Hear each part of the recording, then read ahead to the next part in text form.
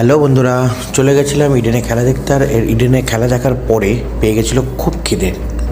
বেলাও গড়িয়ে গেছিলো, তাই চলে গেছিলাম বহু অভিজ্ঞতা। অনেকবার ভেবেছিলাম যাব আমাদের কলকাতার একটা নামি দামি রেস্টুরেন্টে। এই রেস্টুরেন্টের কথা অনেকবার শুনেছি, এখানকার বিরিয়ানির কথা অনেকবার দেখেছি ভিডিওতে, রেটিংও হাই রয়েছে। বাট গিয়ে এতটা বড় হতাশ হব আমি কিছুতেই ভাবতে পারিনি। মানে খুব খুব খুব হতাশ হয়েছি। আর রেস্টুরেন্টটা আর কিছুই না, নাম হচ্ছে খুব নামি দামি সিরাজ গোল্ডেন রেস্টুরেন্ট। তোমরা হয়তো অনেকেই জানো, শুনেছো বা গেছো। কেমন কার রিভিউ আমাকে একটু জানিও।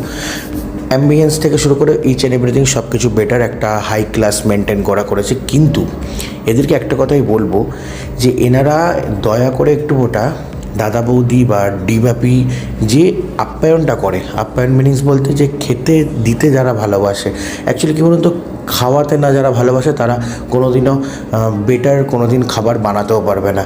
তো এখানকার প্রথম কথা আসি যে খাবারের এত দাম, হিউজ কোয়ান্টিটিতে দাম। বিরিয়ানির কোয়ান্টিটি ইচ অ্যান্ড এভরিথিং সব ওকে, সব ঠিক আছে।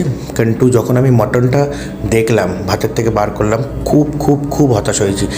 এর থেকে বাজে মটন এত বড় এত দাম দিয়ে রেস্টুরেন্টে আমি এর আগে কোনোদিনও খাইনি। প্রথম কথা, একটা পুচকি পানা মটন দিয়েছিল। ডিবাপির মটন বা দাদা বৌদির মটনের কাছে জাস্ট বালি চাপা পড়ে যাবে। তো যাই হোক, আপনারা দেখতে পাচ্ছেন, লিটারালি বুঝতে পারছেন কি না ক্যামেরা যাই না, বাট সত্যি কথা বলতে খুবই ছোট। মটনের কোয়ালিটি ভালো, মটনের কোয়ালিটি নিয়ে কোনো কথা নেই, কিন্তু ওয়েল কুকড না। যেটা দেখছেন মাটন কষা, এটা তো জাস্ট লিটারালি ছেড়া যাচ্ছিল না। যাই হোক, এত দাম দিয়ে, আর রাইসগুলো দেখুন যে ভেঙে পুরো একদম গুঁড়ো গুঁড়ো। 45 মিনিট ওয়েট করে 500 টাকা 600 টাকা দিয়ে যদি মটন বিরিয়ানি এই খেতে হয়, তাহলে আর এর থেকে আর মানে হতাশাজনক কোনো কিছু হতে পারে না। আলুটা ওয়েল কুকড হয়েছিল, সব কিছু ওকে। বাট একটা কথা বলবো যে যারা ব্যারাকপুর স্টাইলের বিরিয়ানি বা ব্যারাকপুরে বা সোদপুরে যারা বিরিয়ানি খাও, তারা মানবি যে তারা যথেষ্ট, মানে এদের বিরিয়ানি খাওয়ার পর মনে হয় কি হ্যাঁ লিটারালি ওরা অনেক সস্তায় অনেক বেটার বিরিয়ানি খাওয়াচ্ছে।